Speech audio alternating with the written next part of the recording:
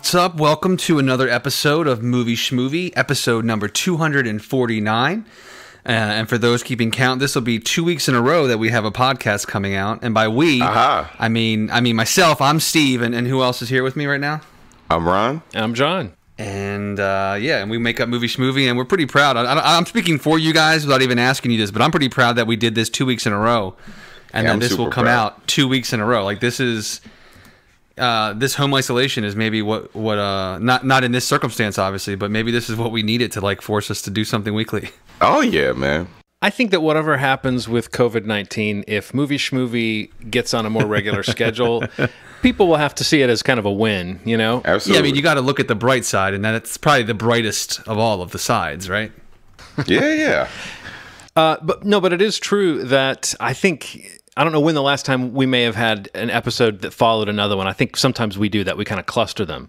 But, you know, it's almost unthinkable now that back in the day, this was a weekly podcast. Like when I jumped on it, I think it was weekly. And we kept that going for a pretty good while. So we did. We'll see how long we keep this trend up right now. Yeah, life was a simpler time back then. It was. It really was. And just in general, you know what I mean? Like I think back to all the important things that I don't know. I can't speak for both of you guys, but I mean I know even just me, like it was like the responsibility was just like a different world then. And I was like, let's get together and record all the podcasts, Ronald. Let's just record them all. Let's talk about every single let's do an episode for every single movie we see. And I was like, oh yeah, that's definitely doable. Yeah. And now it's like we got to like scrape and figure out what can we all see or what have we all seen. There's something about being weekly that means you just say, okay, what's on our minds right now? This is this week's episode. The next one is coming soon, so we don't have to think too much about it. I think now with not doing them as often, it's almost like you need a better reason to do an episode than just we saw some random new movie. Yeah. You know? Yeah. The cool thing about this is I do remember standing in the same spot last week when we were talking about this, and I told Steve that I was going to do my homework and I was going to be a good little boy. And so I watched The Invisible Man, and I watched The Way Back, and I watched The Hunt. And I just want to say I hope all the students in the class did their homework this week, because I can't wait to have a group discussion about these three video-on-demand films. I don't think there's anything that can knock me off course from my dream right now. I have no doubt that everybody's prepared. There's no question in my mind. Right. Wait, is that not the case? What's wrong? That's not the case, man. Oh no! Yeah, I failed, man. I this is so crazy. I got super sick last week.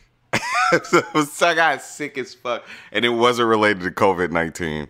And I kind of just stopped committing to the idea of watching movies. I just sat down and created a bunch of stuff. I was like, if this is gonna be my last week alive, I'm gonna create something cool.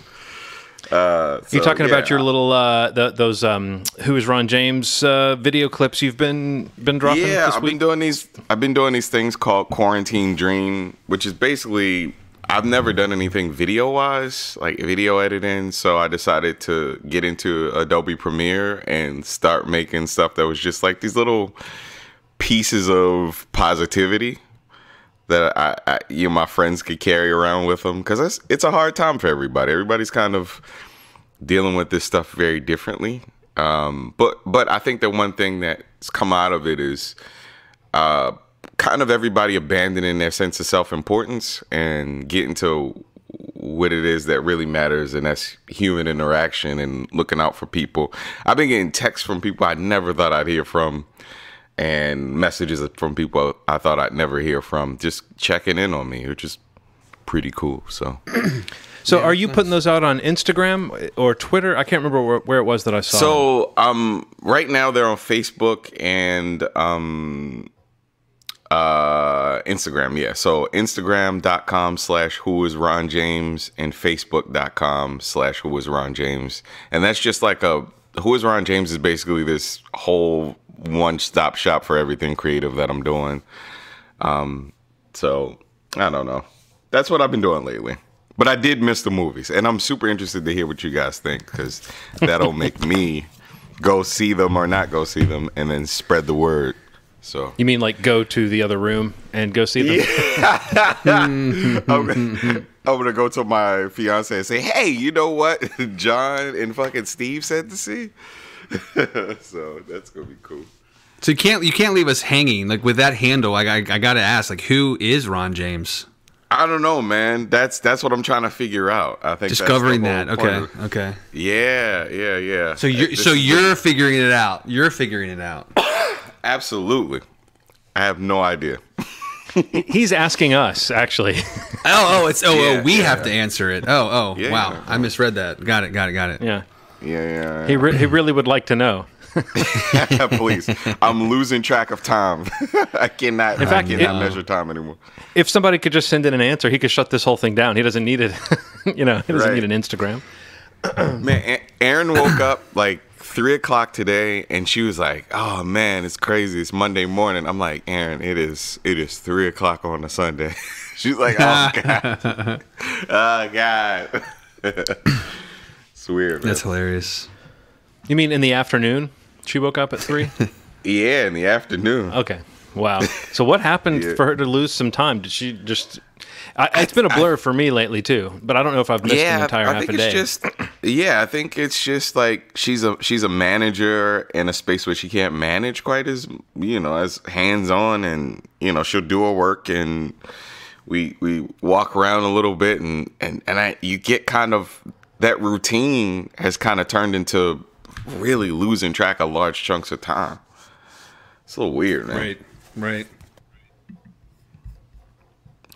It sounds like a bad thing, but it actually really isn't as bad as it sounds. But because it's all like, we'll be okay in the end. I think the whole thing of losing track of time, it makes you realize how much that normally that hyper awareness of time is based on these tangible parts of a routine, that when they start to go away, it really is. It's interesting how much it doesn't really matter if it's Saturday or Thursday, if everybody's working from home. I know not everybody out there is. A lot of people are still reporting to their jobs, and some people have no choice. But right. For a lot of folks that are sitting at home, it is kind of a new thing once you get into week 2, 3 of that. You sort of think you would start to develop new routines, but it's more like you just get further and further away from any sense of routine, or at least that's what's happened around here. We just, I feel like I'm sleeping odd hours and doing odd things, and wearing the same shirt for a couple days in a row, and time is starting to blur just a little bit. I have been somewhat productive, and I've kept up with things, but I do feel like I've literally, like 2 or 3 times within the same day, I have forgotten what day it is. Yeah, it is nuts. And I'm glad that I'm hearing more people being more honest about that, because it felt like at first everybody was like, "I'm fine, I'm good, I'm just moving through the time." Nah, man, people are being pretty honest about it now. They're like, "Yeah, look, this shit is weird. It's super weird."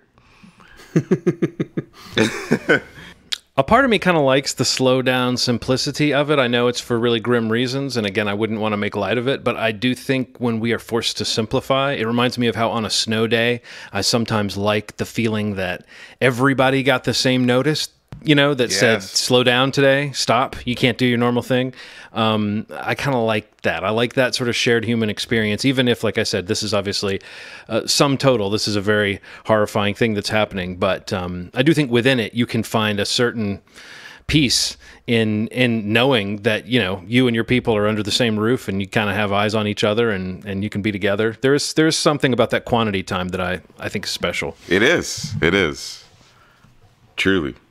How about you, Steve? Just working, man. I am working from home, like same schedule and still pretty busy. And, on our breaks or at the end of the day, just like trying to get out and walk around the neighborhood. There's like a trail down the road from us, we've been walking a couple times a week, just trying to get out and see things. And even for my daughter, like who, my mom still comes over and watches her. So my mom is like the extent of like other people that we're regularly seeing, pretty much. Like, that's pretty much how we've controlled it. But just kind of going out and trying to do stuff with Sydney still and just keep hers engaged. I mean, she doesn't really understand what's going on, obviously, but just try to make it as like normal of a day for her. And we usually kind of go out and do all that stuff. So it's been healthy for Erin and I too, just to kind of go out and get away from our house for a little bit, because you get little cabin fever. I get cabin fever regardless, but I mean, it's just like, you know, when you're working from home on top of it, you know, like that just, it's exponentially like important, at least for us, to be like, even if we just go in the backyard and like push her on the swing or kick a soccer ball around with her, like it's just, it's like a complete mental reset for me, at least. And that's kind of what even, you know, keeps it going or keeps some sort of sanity. But I don't know. I feel like overall, like we've been pretty well adjusted to this. I mean, I definitely feel for some friends and family of mine I've spoken to who have like just really have been challenged with like being home all day and like, you know, that have to watch kids or, you know, I don't know. I just feel like it's been a pretty, I don't know, best case scenario for us, maybe. I mean, I don't want to sound like selfish or anything, but I'm thankful that like we have a good setup to be able to work from home and that my mom can still watch Sydney so that it's not, we're not completely disrupted. But I mean, it has been an adjustment for sure, trying to like stay in the house, and we basically haven't gone out much at all except to maybe to get the grocery store and maybe take out once just to kind of mix up not making every single fucking meal. But yeah. Yep. You know, that's been the big treat yourself moment for us. It's like, you know what, we're gonna get curbside takeout tonight and I don't fucking care. Like, you know what I mean? Like that's the extent of our rebelliousness during something that we've been really responsible about. So yeah, I don't know. We've been doing pretty good, thankfully, but and everybody's happy and healthy, so that's a win so far for us over here. Yeah, and I feel for anybody who is truly isolated, anybody that is alone and has to stay alone and doesn't have people around them that they can see. So if you are out there and you are truly isolated, hopefully the next hour or so of your time will be enjoyable. Hopefully we're contributing to that, because I do think that, you know, you hear stories about all kinds of different things people have going on in their lives that being isolated can exacerbate. Yeah. Right. Oh, geez, I didn't think about that. Do you have any sense of faith that once this thing clears, it's going to truly be cleared? I just feel like we're now suddenly alive to this idea of pandemic, you know, and it's going to change. It's going to change things forever. I think so. Yeah, I think so too. It's weird. Like I have a CVS around the corner from me. I'm like in the heart of the city, like downtown Baltimore.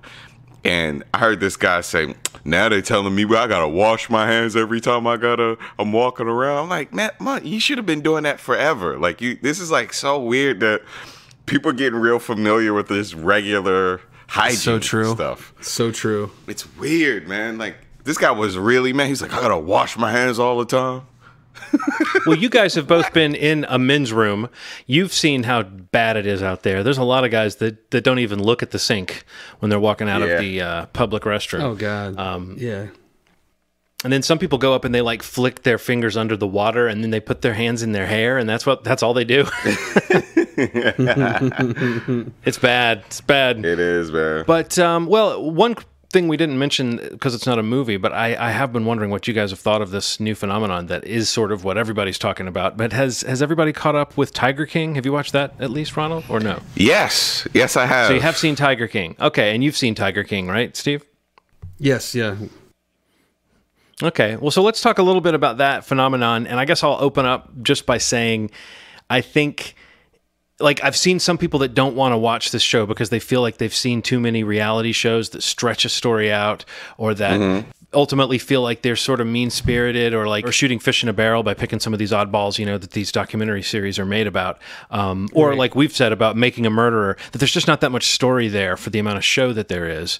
And I've wanted to say to every one of these people, no, trust me, this one is full of memorable characters. A lot of these people want to be famous, so you don't feel that bad about watching them, And then the other thing is, I really do think there is enough story here, even though I think the way it's told from a timeline standpoint, there were a few episodes where it was a little murky where we were in the timeline. But outside of that, I think that I was pretty entertained throughout 7 episodes of Tiger King. What did you guys think of it? So, you know, I have a love-hate relationship with Netflix, and sometimes I think that the fact that people kind of gravitate to things that are kind of just sitting in their lap and they don't really go outside of that can be a little annoying, right? But this is one of those things that delivers on shock value, entertainment. it is probably one of the most quotable, memeable things I've seen in years. The characters on both sides are entertaining. Even when they try to balance out who you should like, who you shouldn't like. I mean, it's very apparent who the enemy is in a lot of ways. Who is the perceived enemy in a lot of ways. But still, it's a crazy story. And so full of craziness that, you know, I've kind of read some articles on it. And I remember my fiance told me about it quite some time ago. And she would tell me things. And it sounded so crazy because she was listening to a podcast that kind of inspired this documentary that I couldn't believe it. But seeing footage of it, you can't make it up, man. Yeah, the podcast was a season of the show Over My Dead Body, which is on the Wondery network. And I think they have since repackaged it as just Joe Exotic, and it's out on its own shingle. Yeah. You have like what the story the podcast told, plus what this documentarian, whoever it was that made this Netflix show, what they were able to capture. I was pretty amazed at how much of what we were seeing talked about was actually captured on film. It's one of those occasions where the story of these characters unfolded largely on camera. Did that not kind of blow you away, Steve? How much of you were seeing with your own two eyes, not just hearing someone's point of view? Yeah, it was amazing. I mean, and that's kind of like, I think what makes it so unique is that, like, you know, I honestly think it's one of the better, or if not one of the best docuseries that Netflix has put out. I mean, like, I put it up there with Making a Murderer personally. But I think the unique part of it is not just the characters, like Ronald was saying, and their just need to want to be known, or, you know, whatever their cause is. But, like, yeah, that element of the show is the unique, like, that's the wild card of the show, is just that you are getting this, like, 2-layered level of access to, you know, a producer who was on site filming actually 3 levels really, because, like, Joe's crew basically filmed everything, and then, you know, on their own, you know, time, and then the guy that comes in, who was, what was he on, like, Inside Edition, or he was some sort of producer on one of those nightly news shows that came in to be like a producer for a reality series that they were going to be pitching. And then you have the documentarian's footage that he's shooting. It's just kind of crazy how much video footage that every time they make a sentence about anything, immediately in that moment or right after, you're watching video footage of it happening. Yeah. And throughout, you're seeing both the world that Joe Exotic is trying to present through being filmed, and you're catching a glimpse of something he probody didn't want to present. Oh, totally. Through being filmed. But it's all happening, you know? Yeah, it's insane. Like, just that multi-dimensional experience of, like, yeah, what you're saying, like, you know, what he is, like, cutting a take of his own, and, like, you know, somebody's filming him do that, but you're also seeing the final product of what he's put out on his, like, YouTube channel, like, in those moments, or those music videos, or whatever they were. Like, that's just I don't know, you don't see that very often in these docuseries, like the footage in the moment, and that many different levels of it. But I think the real, you know, it's just that idea that, like, whatever the story is that we're learning, or that we're going through this Netflix series, it's crazy that I caught myself multiple times just being like, I can't believe they have footage of that, or just like, right. I can't believe that, like, that they're telling me about this as they're showing me, and it's not like a recreation like you find so many times now in these docuseries, you know, where there's a mixture of archival footage and a mixture of, like, recreation, you know, that's filmed for the series. But there's, like, literally, like, I don't think there's none of that really in any of this show, and no. It's because, like, the people are really there. It's just crazy. Yeah, it's and the entire absurd. Time it's like, and in the entire time you're just, you know, and like I mentioned last week, like we were like halfway through it when we recorded last time, but, like, not knowing the story really, I feel like I did hear about that podcast, but I never listened to it. You know, the whole time just being completely absorbed into knowing what was going to happen, and I found myself, like, not wanting to read about anything in case some kind of, like, crazy twist happens, and there's a number of them in the series, but, like, it's that level of, like, access that they had, that I would not have been shocked if, like, something insane happened in the show that happened in real life that I did not know, but that they had footage of. You know what I mean? Like, I'm not going to lie to you. Like, I don't know anything about Carole Baskin. I don't know, I didn't know much about this story, but I definitely found myself like 2 times in the series being like, oh my God, like, does he actually kill her? Because they do like this, they do this really like this threading through the whole show where like you don't really see like what put him in prison really. Like you don't get the details of it, which, that's a good call, like until the end of the series. But like there's such these like ominous voiceover tracks of him on prison phone calls where, I don't know, there was a couple times where I turned to Aaron and I was like, oh my God, like, is this going to end with like that he actually did kill her? And I found myself like not wanting to listen or read anything about it until I finished it. And by the end I wasn't thinking that even before they revealed like what the ending of this story is. But I don't know, just the way they told the story, like in those like 3, 4, 5 episode markers, like I just was like really, really just hooked, and I needed to know like what happened and what the next crazy fucking point was in this story, because it just kept getting more and more crazy. Yeah. Even knowing it from the podcast, seeing it was different, and the order in which they laid things out, like I said, a little bit convoluted. I think if there's anything that features that sort of the kind of downside of these Netflix docuseries that you're kind of alluding to, Ronald, where you just question how the information is being put together, or you question what the agenda of the movie makers is, or you question how much of the truth they're actually conveying. There's just a little bit of stretching and squashing of the timeline, and then a few things where in that last episode you see a few clips that feel like if they had been integrated with the story as it was going along, you might have understood it more. And I don't know if I fully understand what really happened with the circumstances that got him put in prison. It certainly seems that he was potentially set up, but it also seems like he was willingly involving himself in criminal activity. So I don't know about that. Is that entrapment? The other players in this story have not yet seen their comeuppance, and that this documentary seems like it's telling you that there is the possibility of that. But it does it is a little ambiguous.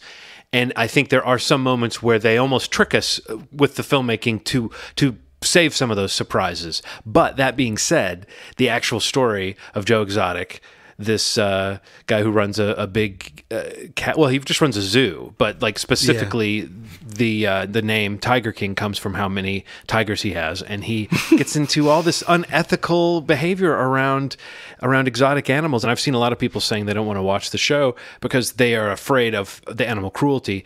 It is happening around the edges of this show. It is mercifully not depicted very closely. I would say that show Don't Fuck with Cats was more upsetting than this one in terms of what you see. However, I think the overarching effect of this one, when you get to the very end, it's upsetting to think about, as it always is, to think about the situation that animals are in in a world where humans are at the top of the pyramid. It's like, okay, well, we're running things, so we can cage you, we can kill you, we can eat you, we can. Animals are pretty fucked. Yeah.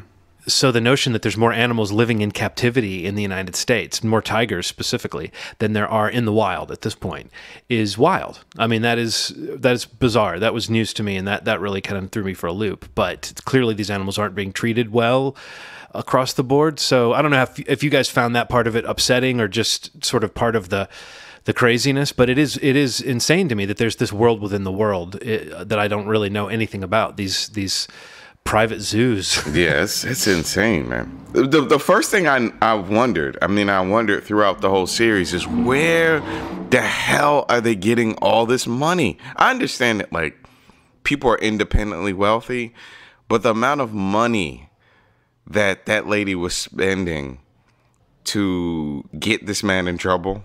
Yeah. What? She was sitting on like $1 million to like take care of this. It just was very exhausting watching how much money was being thrown around. It's a little insane. Well, when you get to the end, you realize that a lot of these folks don't necessarily have the money that it seems like they do. Yeah. But yeah, no, I agree with you. It's another one of those things that just seem imaginary. Like, how does this happen? How are they making enough to keep it running? So the game everyone seems to be playing, though, is when they make the movie of this or they make the show of this, who should be playing these characters. And I have to say, I don't always like that sort of meme when it's just so widespread. I don't get that invested in it, but I was playing that game when I was just watching the show before I saw anyone saying that online. And I was wondering, do you guys have any thoughts about, I mean, I don't even know how you present this material in a way that would be anywhere near as good. So I'm not even suggesting they should do a show, but if they do a season of American Crime Story or whatever that show's called, about this, who should play Joe Exotic? Who should play some of these characters? Danny McBride, of course, should play the Tiger King, to me. But that's I kept thinking about him. You don't think so? I don't really see him. Aaron said the same thing, Ronald. I can't see it. I think just the personality of like just the over the topness of Danny McBride probably pairs well. But like the actual like physical presence, I don't know. I don't see it. But I respect that choice. He could play the dude Doc Antle. He could play him too. Picture him with a long ponytail and no facial hair. The only one that I kept seeing, just because I think that this person with like a really bad tan and the cap and the Ed Hardy shit and all that stuff, but I think Tim Robbins could play that Jeff Lowe guy. Really, really funny. I actually saw Tim Robbins listed as Doc Antle. That would be good too. Actually, I just feel like that guy to me feels a little stocky, and Tim Robbins is always going to seem lanky. But I don't know that anybody has the physicality and the style of Joe Exotic. He's such an odd bird, but I kept thinking McConaughey could probably do something cool, given that character. But we also kind of know what he would do. We kind of know what it would be. So, and I always think Sam Rockwell should be in everything. Who should he be? Sam Rockwell's got to be in there somewhere. He could be somebody, I'm sure. He could play a grotesque. I think somebody, actually he retweeted it himself, but somebody photoshopped Dak Shepard as Joe Exotic, and I think he's like perfect. He's a little young looking, but I mean, if he was like skinnier or lost some weight and like kind of leaned out, because he's tall and he's played a few of those those characters before, but. It was pretty. You guys should find that photo of him photoshopped as Joe Exotic with the tiger on Twitter. It's pretty hilarious. But I'd like to see. I would buy a ticket to that. I've heard him mentioned too, and I feel like he to me is like Danny McBride. I think he could nail the vibe, but I don't know if it's still. Yeah, unfortunately, the Schmovie Studios biopic of Joe Exotic is as yet. Uncast in terms of its lead role. We don't know. Well, we postponed. We postponed all production currently. So we've got one vote for McConaughey, one vote for McBride, and one vote for Shepard. Maybe if we digitally combine those three actors into a composite, the answer. And we do it all mocap. Yeah, all mocap. Oh man. No, I mean, I this show is like one of those. It's crazy that it's like happening now, but like, and at a time when everyone's home watching TV and this thing that we're all going through together. But I mean, like a show like this is the show that just ignites like a fire on Netflix, and like everybody, literally everybody and their mother, and by everybody and their mother, I mean me and my mother. Have been talking about Tiger King like this whole week. Like she binged it in like 2 nights, and like it's just funny that you can like gauge certain shows and like how they're caught on, and just like with the person that mentions it to you, like, hey, have you seen this show on Netflix? I'm like, oh wow, that show must like that's the show right now. Like that's obvious with this title, but I mean like literally everybody like FaceTiming with friends of mine across the country, just checking in over the last week. And I think that's the common denominator of every conversation I've had is they're like, hey, have you seen this? What did you think of it? And you can talk to everybody about it because they've like already watched the whole series. It's wild. It is, man. So you did watch that, Ronald, right? You finished that whole thing. I did. Okay. I managed to watch it, man.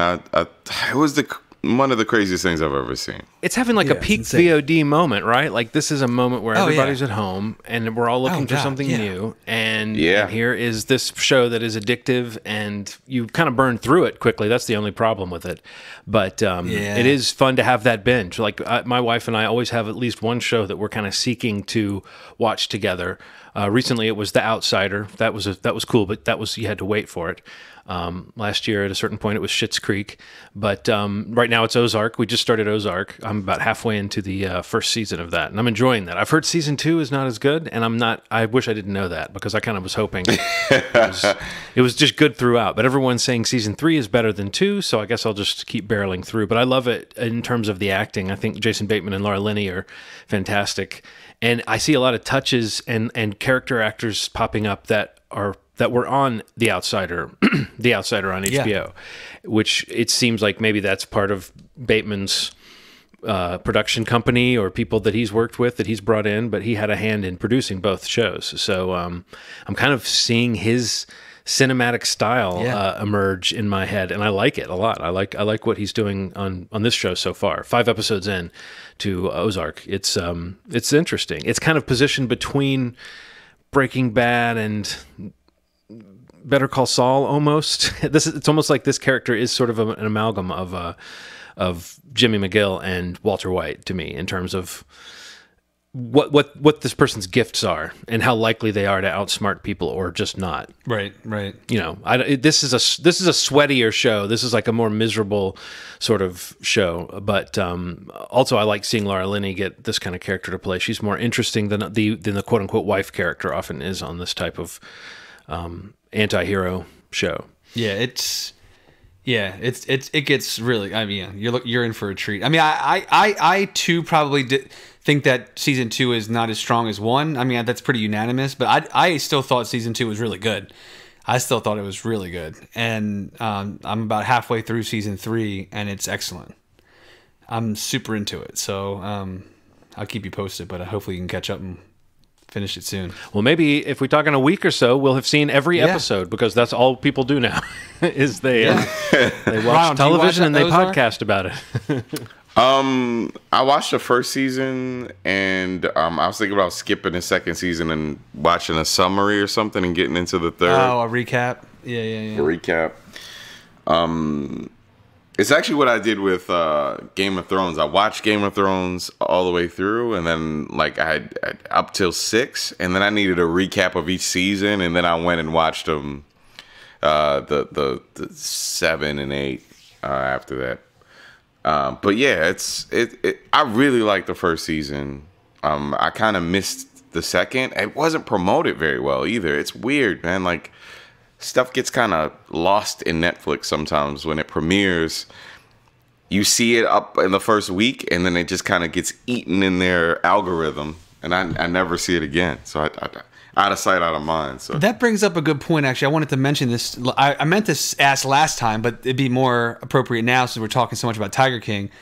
Sure. Have you guys paid much attention to the new feature on Netflix where they show the top 10 for like your country, like when you're in the interface? Yeah. No. I mean, I've noticed that. I've looked at it. No, I haven't noticed it. It's a really, I think it's really cool.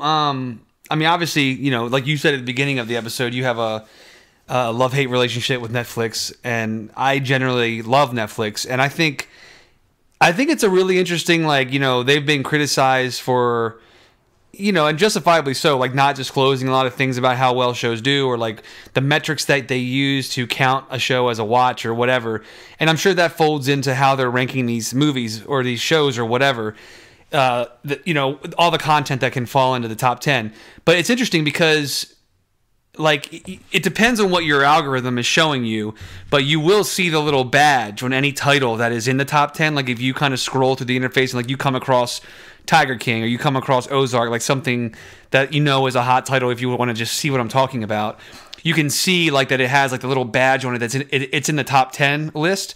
And if you select it, it shows you what number it is. But, like, on mine, like on my interface, on my smart TV or my Roku, even on the app on my iPad, you know how you have the different rows of all the content? Like, they actually have a top 10 row where, like, you can see, you know, just what the most watched titles are at any given moment. And it's kind of interesting because I've been really like intrigued into seeing what these titles are, especially in a time like this where literally everybody's home, not just people that are home watching Netflix normally, like that are normally finding Netflix, but I think more people are finding it now because they're home and, you know, not going out to the movies or whatever it might be. And the variety of what is in that top 10 is pretty wild. Like if you take a look at it, you know, like Tiger King's been #1 for like the past like 2 weeks, I think. But, you know, like obviously Ozark's in there, and like that show Love is Blind, which is like a reality show. But there's this title that I haven't watched yet, but I really want to see, called The Platform, which is, you know, apparently like a really kind of crazy, like dystopian, like kind of not sci-fi from my understanding, but just like almost a horror movie. Oh, okay. I think it's a foreign language film, I'm pretty sure. But that's like been at number 4 or 5 for the past week.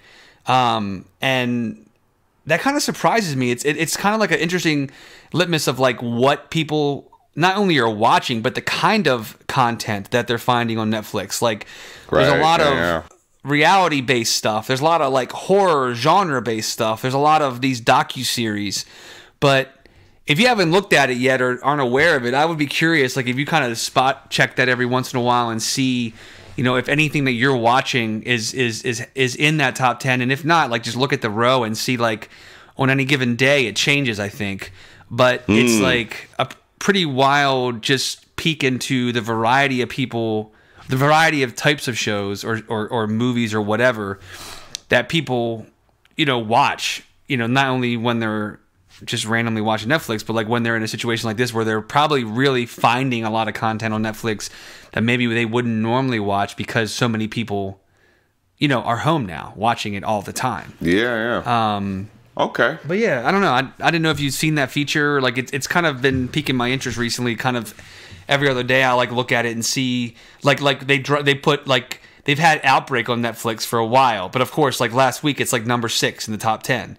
You know, the like movie from the 90s about the global pandemic, and obviously that's timely, duh. But I mean, like it's interesting to see movies and shows kind of pop in and out of that, whatever that metric that they're measuring it with, because it kind of is not only suggesting these titles to you, but it's kind of showing you the variety of stuff that, you know, people are finding interesting or that people were talking about, at least. What it struck me as similar to Steve was just like the way Top 40 radio used to be when I was a kid, where it wasn't so genre. It wasn't like it wasn't so granular what chart you were listening to or what kind of music you were listening to. So you would hear kind of like a country song next to an R&B song, next to a disco song, next to a pop song, you know, and it would just be like, this is Top 40 radio. This is what people are listening to. It's an interesting little cross-section. But I still find Netflix sometimes needlessly arcane when it comes to just trying to get to something, especially something new that just came out. Sometimes it'll shock me what's not just presented front and center on the landing page when you go in. When you have to search for something that just dropped a new season, you know, that's crazy. It is. Right. Tiger King has like 20 covers, man. Every time I go on Netflix, there's a new cover for Tiger King. I think it's kind of cool because they grab my attention, there was like this real stylized one that was like had like a purple tint to it with his face. Yeah, with his face. Then I saw one for like a drawing from a courtroom. I keep seeing a different one every time I log in. It's kind of crazy. No, they do that with the title cards a lot on Netflix. They'll put a different title card up, and for a split second, it makes me think, oh, I knew something for this is up. Yeah. But then you realize, no, it's just them grabbing you. One last thing about Tiger King before we leave it. Have you guys heard the sort of follow-up story that that's not his voice? I heard songs. Yeah. And I would say if you sing or if you listen to people's voices and you know about singing, you were thinking that throughout that. I was listening to his voice going, he's got a little too rich and robust of a voice for that to be auto-tuned. And there's no way that guy who talks like this, you know, is up here and his voice up here. There's no way that guy sings in that rich there's just no way. So to me, I was thinking maybe this is auto-tuned, but it never sounded that artificial. And so I was just assuming that there was someone, but I'm sort of interested to see that became a story. People wanted that to be his voice because that was sort of one of the few heroic things about him was that you heard those songs and you were kind of like, why don't you just do your little music and, leave people alone? you're not half bad at this. But that's not him. Instead of shooting blow-up dolls in the head on streaming stuff. It's super weird, man. Were you disappointed when you found out it wasn't him, for sure? Or did you know? Like I said. I was so disappointed, man. I was so sad. That'd be a pretty sick collab. Yeah, man. Do a song with Joe Exotic. Featuring Joe Exotic. Yeah. He'd probably still do it. He probably would, man. All right. Well, let's talk about a couple movies. Ronald, I don't know if you saw anything else that you want to briefly mention, but Steve and I might be about to hop onto something you've not seen. Yeah, I think I haven't seen anything really new. I've been kind of going in and out of stuff, but yeah, that I think the movies you're going to talk about, I'm very curious about. I have not seen. I did see Uncorked, the Netflix movie. I kind of enjoyed it. It was good enough. Thought the soundtrack was really cool. It's the movie about a gentleman that lives in Memphis. His dad he owns a rib shop, and the son wants to become a sommelier, a wine taster. Yeah. And I think it's a fun movie, man. It's seeing his journey, and his dad wants him to become this thing. Is very interesting. But there's also an identical show on Netflix called Jetified in the Latin community that has almost the same plot as Uncorked. It's so weird. Anyway, but yeah, I enjoyed it. Is Uncorked the one with Mamadou Athie in it? Yes. Okay. Is that? I've never seen a trailer for that.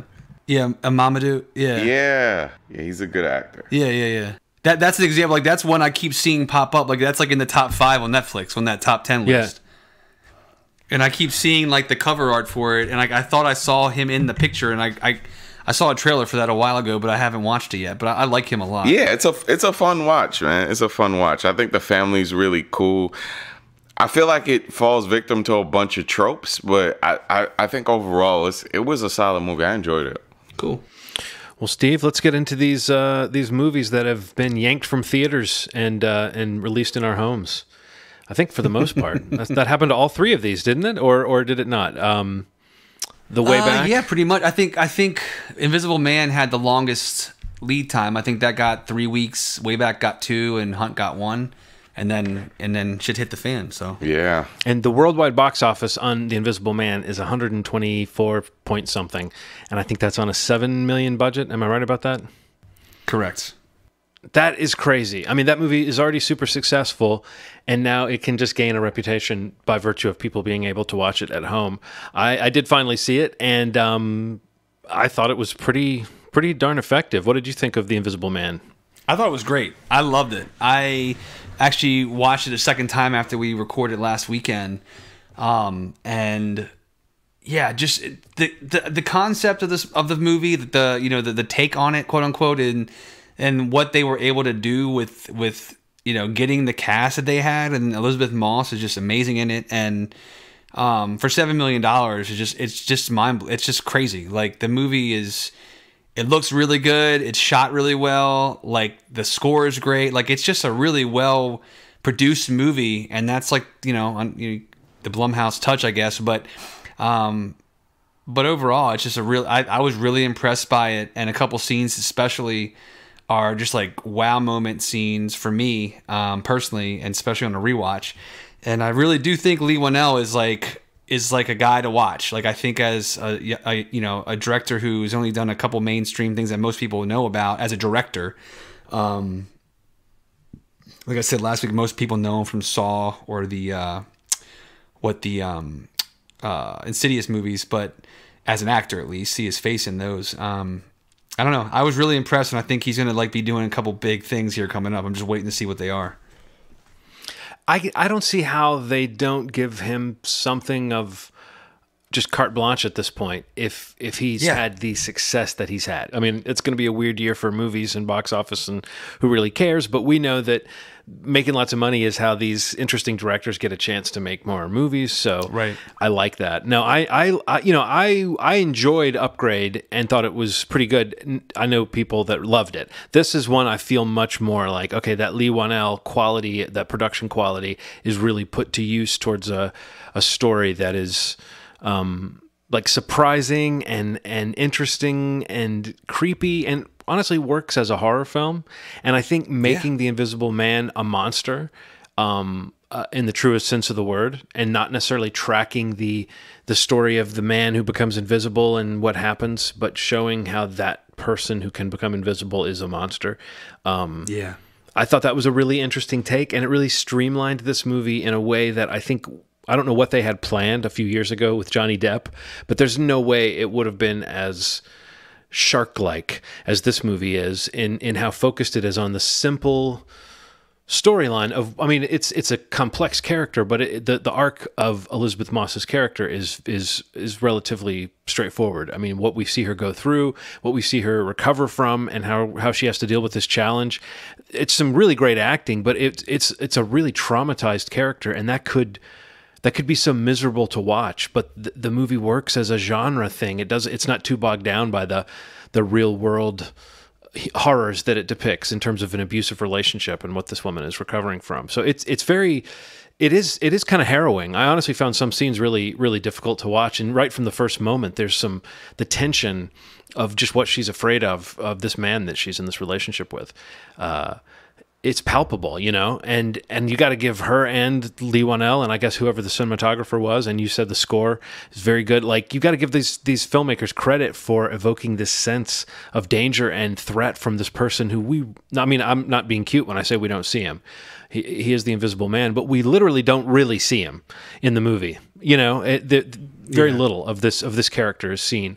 It's such a different take on the idea of the Invisible Man. I thought it was really neat, and it worked as sci-fi too, on top of being primarily a horror piece and kind of a domestic horror. Yeah. As far as a protagonist who goes through some shit, there's a midpoint in this movie where you're like, fuck, you know, the condition that this character is in and what the situation she's presented with is truly horrifying. It's a waking nightmare, and it's interesting how they use the power of invisibility to bring that about. Didn't you think so, Steve? Just how much what she was up against was like seemingly insurmountable, because how could she possibly explain this? Yeah, it's impossible. I mean, that's the amazingness of like you said before, like making this character like such a horrific character, and the true villain, like without seeing anything.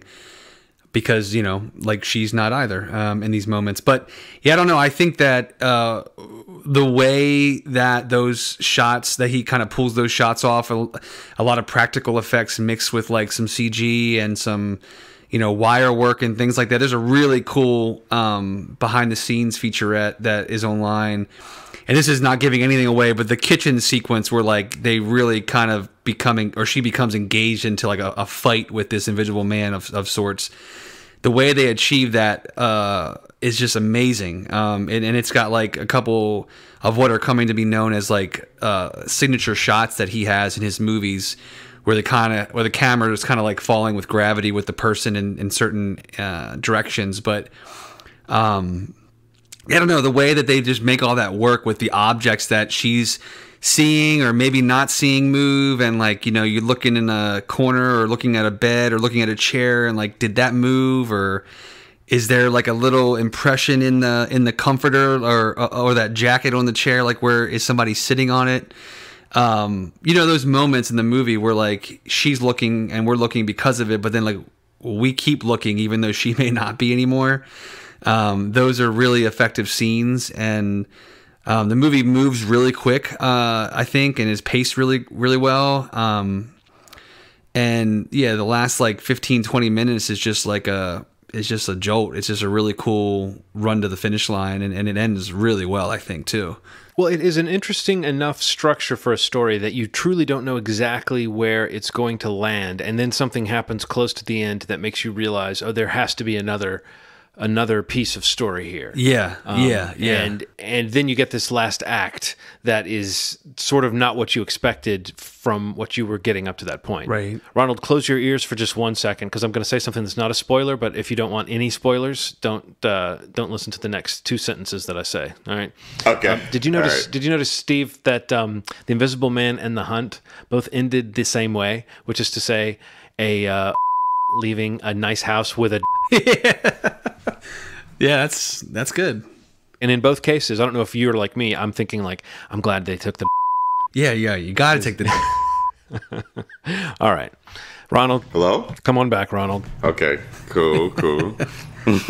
But no, I think that what Elizabeth Moss does, if you want to look at it as one of those classically traumatized horror movie heroes, sort of final girl who goes through such hell, she does have this really cool energy that she's always had. When she was Peggy on Mad Men, she always had this side of her. She could be so vulnerable, but also so tough. And she has these expressions that she used to good effect in Us, where she was kind of playing a mirror image of herself.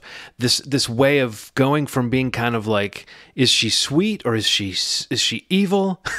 Is she creepy? What's she going through? She has these expressions that can really change. And watching her face throughout the movie was, I don't know if you caught this, Steve, just how much she fully plays those moments of sheer horror. Like it's not a vain performance at all that she puts on. She just really puts herself out there.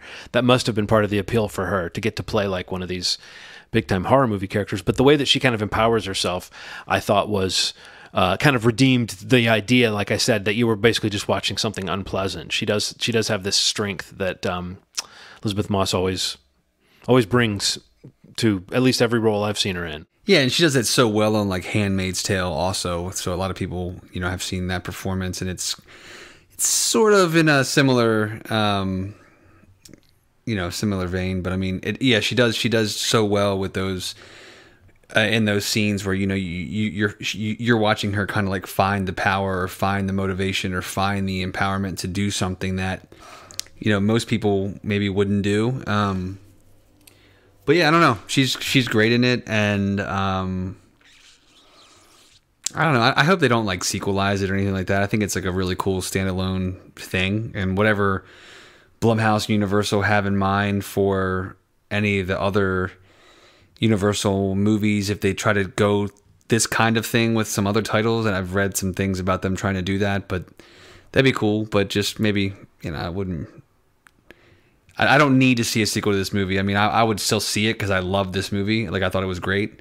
But it's just like a really slick, neat little thriller, horror thriller, whatever you want to call it. And it's just like a really, really fun watch, too. It's really well crafted. And with a real keen eye for all the stuff we're talking about, just using these sustained shots. You have an invisible villain, and they do very little to show you that villain, Ronald. Like, you don't see a lot of scenes where like the light is hitting him and there's a shimmer or anything like that. You're often just looking at an empty frame. Right. And you sense that something has entered the room. Right. There were scenes where a shot would go by and I would think to myself, did I miss something or not? Yep. Because what you're seeing a lot is her face, and often there's a shot where she turns around and looks to the room behind her. And we all know that feeling of just, you're going about your business and you just get a sense that something is in the room with you, and you turn around. And then when you don't see anything, you go, oh, whew, okay. But in her world, it's like, no, she actually knows after a certain point that, no, there's an invisible asshole wandering around. And so he, it's a little bit like an evil ghost, the way that it plays out in the story, the sort of power that gives him to sneak in and out and make awful things happen. But no, I thought that was just the fear factor, for lack of a better way of phrasing it, of just, depicting that feeling of, wait, something just happened. Something's in here. Even though I didn't see anything, I feel something. My hair on the back of my neck is standing up. And she is excellent at widening her eyes and playing that moment of, what the fuck was that? So, yeah. No, it was good. It had a good bumps in the night kind of section. And then it has, as you said, Steve, the part where it becomes more physical and it becomes more of an engagement with the character, more, violent engagement, and then from there it's got like horror movie punches left and right where suddenly somebody's dead, and I think that's something that I don't know if I didn't fully expect it, but once you see how it can happen in this story, you go, uh-oh, now no one's safe. I mentioned it last week, but that scene, John, like I wanted to see that scene in an audience with a full packed house. I think that scene that I'm talking about, that the jaw drop moment. You're just like, fuck, I wish I would have seen that with a big ass audience and heard the gasps and the awes and whatever. Like, I just wish, but I'll never get to. Oh well. No, Nope, it's out there in the culture, and it's as far as it's going to go. Yeah, I guess that'll be interesting to see what happens with a movie like this. Its shelf life, in this new situation. I think the big studios have pretty much said they don't have any intention of putting out any of their big releases, on video on demand before they make it to theaters. But who knows what that's going to look like and when that might be that movies are back in the theaters. So I'm really glad I got to see this movie, because otherwise I was going to miss it until who knows. And yeah, I recommend it, Ronald. This is one of those horror movies that is just, it's got a lot to recommend it. It may seem kind of dreary and overfamiliar from what we've said or from the kind of story that it is, but I guarantee you haven't quite seen this weird combination of action and horror and sci-fi, with grounded characters. And I wonder how much that's just a result of getting an actor like Elizabeth Moss in there to help shape the movie. Yeah, definitely. All right. Well, I mentioned The Hunt in my non-spoiler spoiler, Ronald, but I don't know. What did you think of The Hunt, Steve? I know you saw it, but I had no real expectation of what it might be. I thought the team that was making it made it more interesting than the trailer or the premise really did to me, but I don't know what this movie was trying to say. Yeah, I wasn't really. I mean, there was a couple fun scenes, and I think that parts of Betty Gilpin's performance is really fun and interesting. Some really kind of weird line reads, but I don't know if I like them or don't like them, but I do like her, and I do like her a lot. And there's some scenes in the movie that I think she's great in. Really great fight scene at the end, but I don't really know either. I mean, I don't know that it went far enough one way or the other, or really knew what it was trying to say about one way or the other, or what side of the aisle is trying to kind of skewer enough one way or the other. But overall, I thought it was kind of like a passable movie for me. Not much I got from it that I haven't gotten better, elsewhere from these kinds of films. Honestly, I was sitting there thinking, I hope nobody really loves this, because I don't want to have to sit there and act like I think it's particularly astute as a political satire. I think it has a few opportunities to do that, and you see glimmers of where it might have gone if it really had a point of view. Right. And I don't even know. I would almost say it's guilty of trying to not offend anybody, which is a strange thing to say about a movie that sort of seems like it's trying to offend everybody. Right. But it felt like it went, I don't know, it was too mushy, and it didn't have a clear, if it was a political allegory or a political statement, it didn't have a clear target, and it didn't have a clear perspective. And if it was just, let's make jokes and let's have fun, it was too strident and too pedantic with the way that characters would stop, and certain verbiage that's just ripped from the headlines of a year and a half ago of what was happening, the conversation on social media about government and, right, and what's happening in our country right now. So it felt a little bit like how sometimes The Simpsons would do an episode that maybe when they wrote it, it was really timely, and by the time it came out, it had been done by Daily Show and South Park and Saturday Night Live and other things, because it didn't, it takes a year and a half for a Simpsons episode to get animated and finished. So this felt like it lost a little something maybe from coming out now rather than in the fall when it was supposed to come out last year. It is interesting that this movie was delayed at first when I guess it was on the heels of a lot of shootings. Is that it? A lot of mass shootings that it was pulled from the theater because it seemed like it was too offensive, but also there was a political scuffle. There was President Trump tweeting about how the movie was damaging to society or something. It was weird. And then it got yanked from theaters.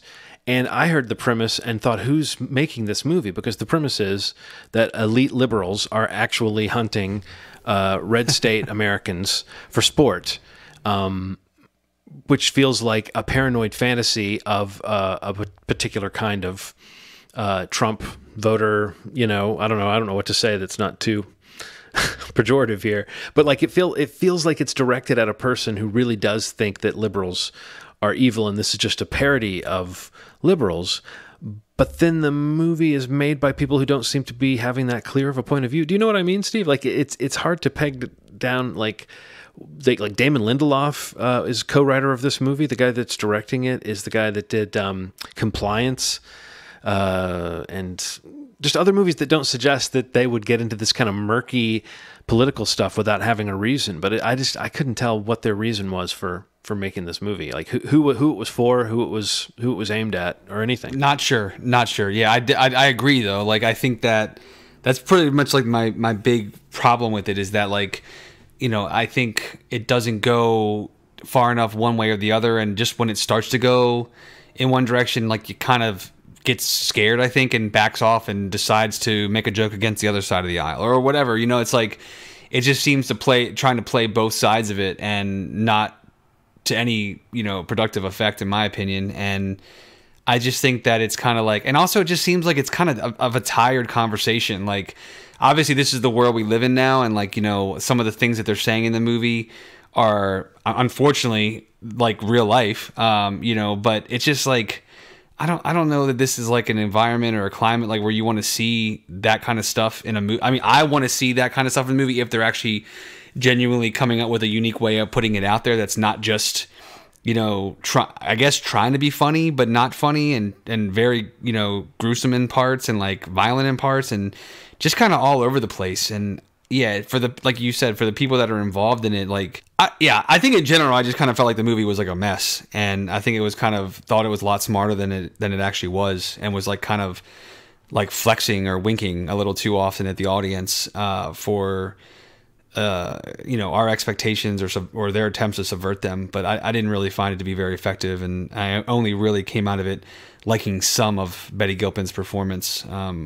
And the fight at the end. Yeah, what was going on with that performance? I don't know. Everyone is saying it's the saving grace of the movie, and I found it to be sort of like, I mean, no one in the movie behaves in a way that resembles a real person, and I think that's one of the reasons why the political satire didn't really work for me on either side, is that you have these funny actors playing both the red state Americans and the liberal elites, and they don't really get a chance to do much of anything. Like, Glenn Howerton is in it, and he manages to say a few lines with, you know, his Glenn Howerton-y fashion, and there's other character actors that pop up. Stocking your movie with recognizable faces so that you don't really know who's going to be a main character and who's not. I do think there's something to be said for that as a way of creating suspense in a movie like this where lots of people are going to die. You don't know who's going to die. Right. When you see familiar faces in it. But there's a point where you say, well, you're just wasting these familiar faces if you're not giving them more of a role or something to do. And I felt like this movie had 3 or 4 actors that I like. They were just kind of wasted. Yeah. And sometimes cameos are cool. But yeah, when you say it's a mess, it really did seem like it didn't quite know what it was trying to do. Yeah.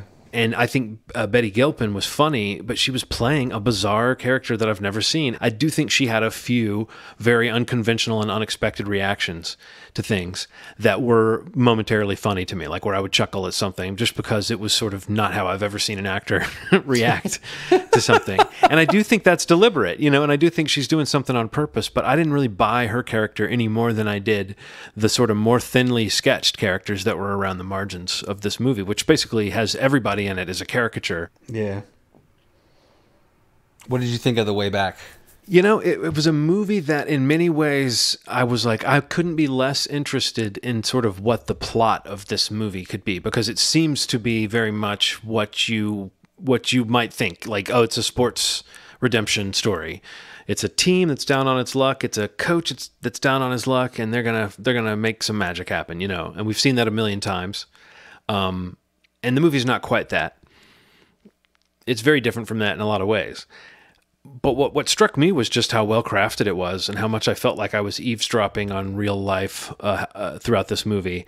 And I thought Ben Affleck was great. So I really enjoyed it, even though, like I said, it is kind of, you know, it's sort of a paint by numbers movie in some ways, but then in some other ways, structurally, it does something where you literally get this sort of freeze frame happy ending moment, and then you see what happens after that. I thought it had some really bold moves in it like that, and I thought the performance was, you know, like Ben Affleck inhabits this character. I don't doubt that maybe he was pulling from some of his personal experience to play this guy who's wrestled with some demons, but I totally bought him in this role. Yeah, I mean, It does like on the surface seem like a lot of the traditional like sports movies, and I mean, I think that's kind of part of the marketing, and you know, some of the marketing then became, or at least the publicity kind of became centered more around like Ben Affleck and, you know, his real life struggles and like how that's, like you just said, kind of played into a lot of, his performance possibly. But I don't know. I thought it was really great. Like I really liked this movie a lot, and not only, and you're right, I do love Ben as an actor. Like I'm really into most of what he puts out, but knowing that he's had his own struggles in life, and he's kind of had an up and down ride, over the past decade in Hollywood, to some of the highest highs and the lowest lows. But I feel like this is like a sweet spot for him, and I think it's like one of his best performances. And I just feel like the way the story is told around this sports team, when really that's not the story of the movie, and the way that we kind of learn more about about the character as you learn more about the team. Like Jack's story is exposed more and more as the team kind of opens up and becomes more of a team. He kind of becomes more at one with like what his life is or was, and I think that was really kind of an interesting take on this story. And you start to realize about towards the end of the second act that it's really not about the basketball team. I mean, it's a part of the story, but it's his story. And like some of the revelations, like towards the end of the movie about him and his loss and the struggles that he's had, I thought were really, really emotional to see and to watch. And were kind of like uniquely kind of delivered in the story in a way that's not like super common, like when they kind of go for those really sad moments or the gut punch moments in a story like this. And I don't know, I think that's also like to give kudos to Gavin O'Connor, like the guy who is the director of this movie. Like he made a movie, I don't know how many years ago it was, another sports movie that is like billed as a sports movie. But if you guys have ever seen Warrior, I think Ronald has seen that. Yeah, I loved it. But basically, it's an amazing movie. Joe Edgerton and Tom Hardy's in it. But another movie like about brothers that really is just kind of around this sport that they both love. And this is kind of similar. So he's got like a real touch for those kinds of things. And that's kind of been an effective way to kind of get some of his stories out there, is to kind of just center them around sports stories. And I think that I don't know, it's just like it, and I think he did it like he did like that movie Miracle back in early 2000s. It's kind of like a gamble to say this is like a sports movie, because it's really about a lot more than this like basketball team that could. But that's the best part of the movie to me, is the story, is Ben Affleck's story, Jack's story. And I think the performances are really great, especially his. And like I said, I think it's one of his better performances, if not one of his best. It's just so naturalistic. And I mean, I honestly, I know that people probably peg him as an actor who has sometimes seemed a little bland or something. And I don't know if maybe in some movies he turns it on too hard, or he tries a little too hard or something. I'm sure he's had movies where I would say, oh yeah, this is one of those movies that people have seen where they think his acting is somehow lacking. Yeah. But at his best, he does something that, I mean, I'm not saying nobody else does, but there's something about the physicality of this character that I totally believed. He's a construction worker sort of by day, and a basketball coach by night, and a total drunk also by night, every night. And that part of the story, the way he plays that, the scenes of him sort of hanging out at the local watering hole with this group of great character actors, telling jokes and stories, it's sort of familiar, but I don't know. I just don't think I've seen it depicted in quite this kind of slice of life way, where you get these little moments, and it slowly, like you said, Steve, it slowly builds the character's story, so that when you get to the end, you fully get what has happened here.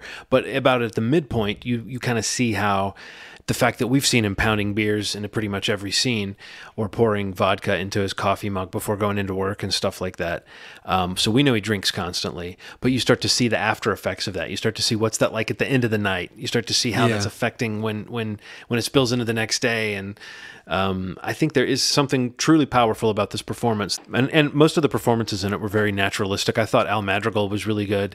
There were some other people whose names I don't have at the tip of my tongue. There's an actress, Janina Gavankar, who was also on The Morning Show on Apple TV Plus, who plays his estranged wife. Oh, yeah. And she was really good too. I mean, just very, very low key. Everybody was sort of letting that, like I said, the camera sort of find the reality and the drama of what's happening. And I felt like people were playing these moments not too big all the time. Yeah. It hits a bottom that I didn't expect it to. Yes, it does. And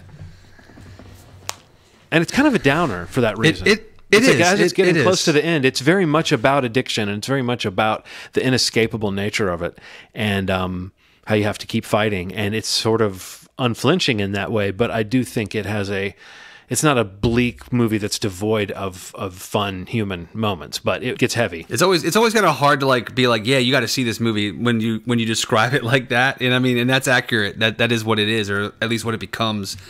But it also is. It's kind of uplifting, and it's got the it ends on in an uplifting way that's still like kind of it's got that redemption arc to it. But I mean, I don't know. I just think that.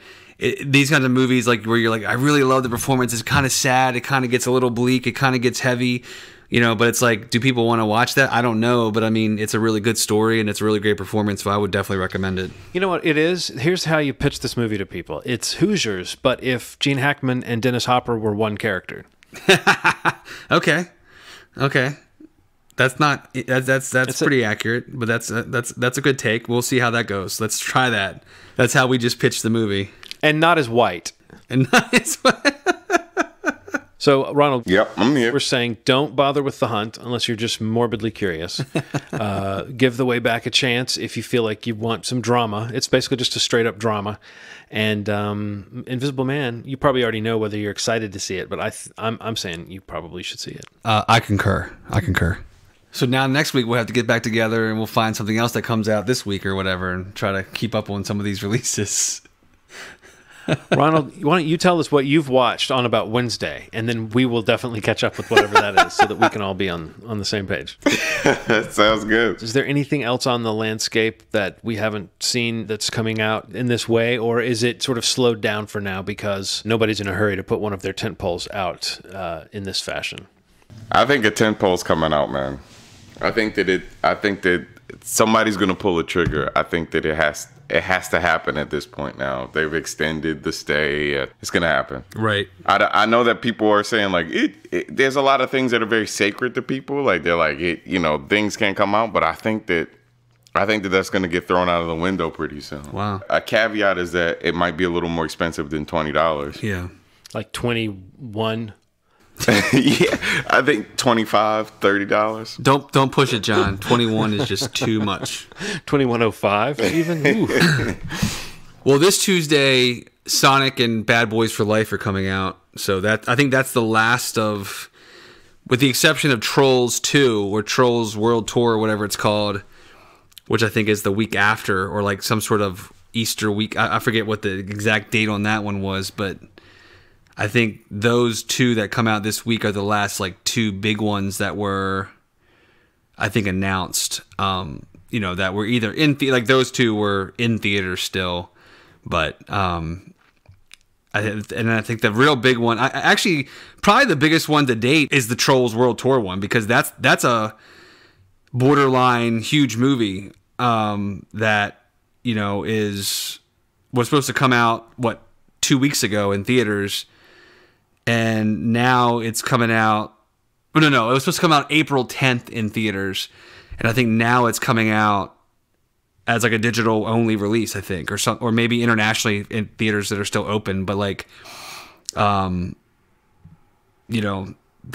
probably the biggest one. I think like that's a pretty big movie. Like the first Trolls movie was pretty huge, and this is a pretty big sequel for that studio, and for it to completely just not push it back, not scrap it off the schedule, like April 10th, I think it's coming out on demand the day that it was supposed to come out in theaters. It's like pretty wild.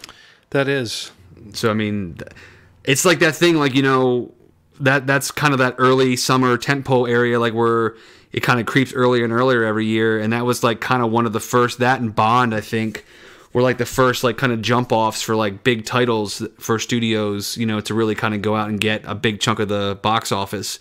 And for one to be pushed back to November and one to be like, hey, yeah, we're just going to come out on video on demand. Like they're banking on families still finding this movie, you know, on the day it comes out. So it'll be interesting to see what that looks like. So, but we shall see. Movieshmovie.com, facebook.com/movieschmovie. If there's something that you're watching now when you're at home watching everything there is to watch on every streaming platform there is, and we haven't talked about it, make sure we know about it. Comments on the Facebook posts that comes along with this episode. Let us know what we need to be checking out, or if there's something that you're looking forward to that you want to make sure that we get some eyes on, let us know that too. If you don't mind, we'd appreciate it.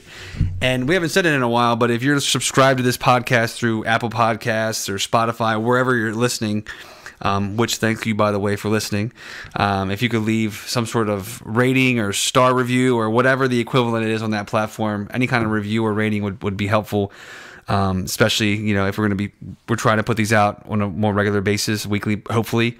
It would definitely help us find some people that may also want to, you know, talk about movies with us and listen to what we're talking about. So we would appreciate that if you can take a moment and do that. We thank you for that. Do you guys have anything else to add? No, I think that's it. I'm good. Okay. Well, as always, you've made our day. Bye.